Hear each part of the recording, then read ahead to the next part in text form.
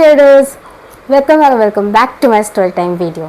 आज की स्टोरी मेरी नहीं है, मेरी एक बहुत प्यारी सी फ्रेंड की है जो मेरे साथ मेरी सोसाइटी में रहती है। तो अगर आप मुझे पहले से देख रहे हो, मेरे चैनल को सब्सक्राइब कर रखा है तो थैंक यू। अगर नहीं किया है तो प्लीज़ कर दो। आपके सब्सक्राइब करने से मुझे मोटिवेशन मिलेगी कि मैं और रियल लाइफ स्टोरीज आपको दे सकूं। So please subscribe, please. Okay. So let's go back to the story. Story शुरू होती है 10-15 दिन पहले से।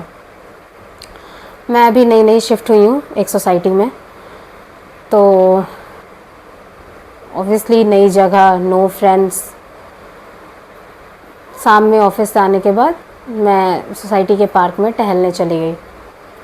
वहाँ पे बास्केटबॉल कोर्ट बना हुआ है, बहुत प्यारा है, कभी दिखाऊंगी आप लोगों को।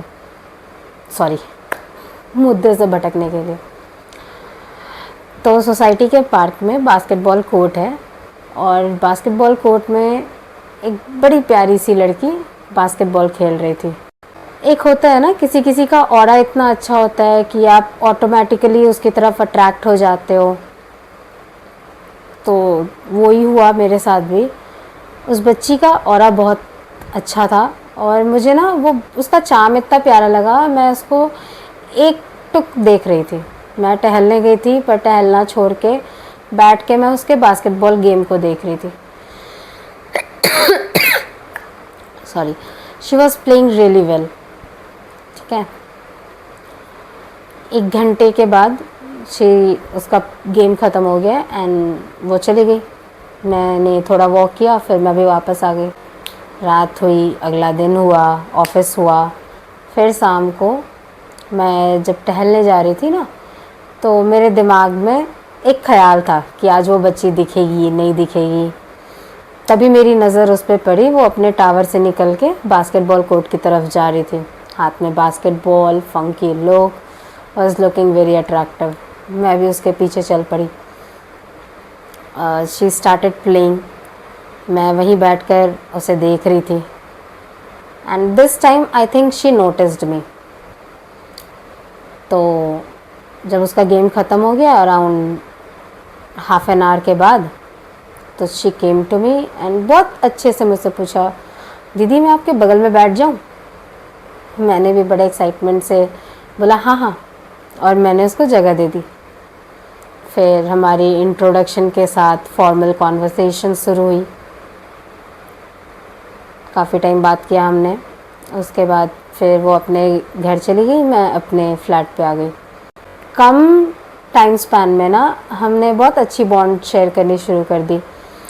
मैं उसका गेम देखती, वो मेरे साथ टहलती। मैं उसको अपने ऑफिस की, यूट्यूब की कहानी बताती, वो अपने दोस्तों की, अपने स्कूल की स्टोरी बताती। And we started sharing a very good bond in a very little span of time. अच्छा लग रहा था, नई जगह, प्यारी सी दोस्त। वो मुझे बड़े प्यार से दीदी बुलाती, मैं उसको छोटी कह के बुलाने लगी थी।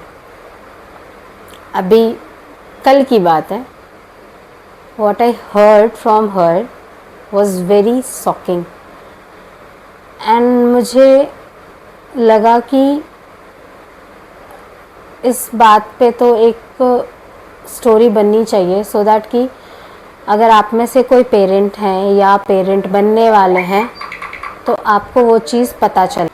मैंने सोचा ना कि चूँकि हम लोग बहुत सारी बातें शेयर करते थे, तो मेरे दिमाग में एक थॉट आया कि छोटी से पूछती हूँ ना उसकी चाइल्डहुड के बारे में, ऐसा कोई अनफॉरगेटेबल मेमोरी जो मैं अपने स्टोरी टाइम वीडियो में बता सकूं।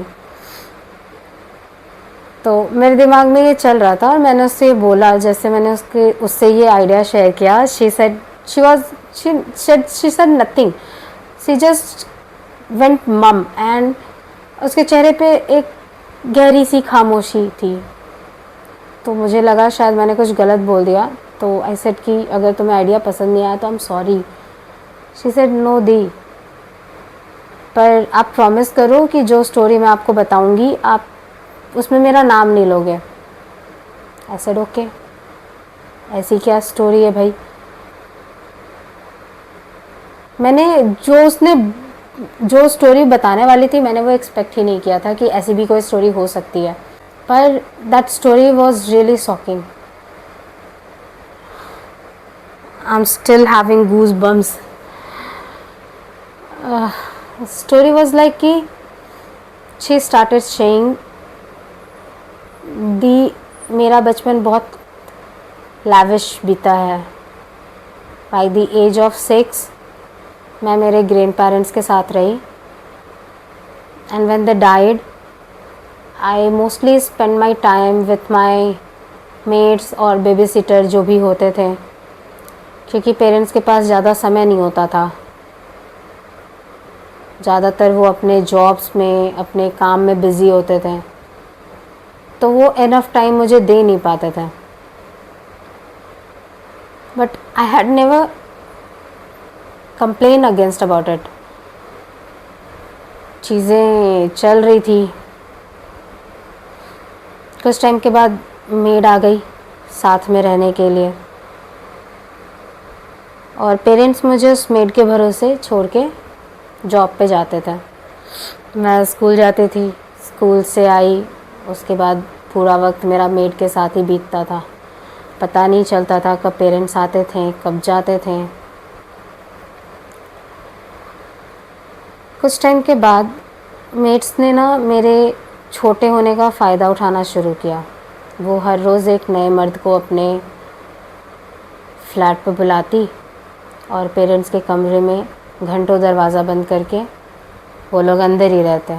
जब पेरेंट्स के आने का टाइम हो जाता तो मेड फटाफट उस आदमी को, जो भी रहता, उसको बाहर निकाल देती और मुझे धमकी देती कि अगर मैंने पेरेंट्स को कुछ भी बताया तो सबके खाने में जहर डाल देगी। ऑफ कोर्स छोटी सी बच्ची डर जाती। एक दिन ये सिलसिला कई समय तक चला। एक दिन ऐसा हुआ कि उसी तरह एक नया आदमी कोई आया। पेरेंट्स के कमरे में घंटों समय बिताने के बाद जब वो जाने लगा तो उसकी नज़र छोटी पे पड़ी।